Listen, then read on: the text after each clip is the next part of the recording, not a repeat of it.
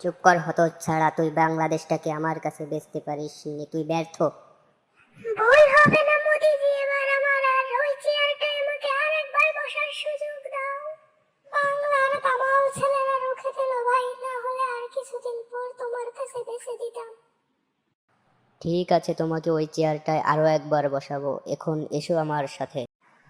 মোদিজি, আমি তোমাকে ভালোবাসি, তুমি আমার ভালোবাসা গ্রহণ করো। এসো বুকে এসো আমার জান, আমার কলিজা, আমিও তোমাকে অনেক ভালোবাসি।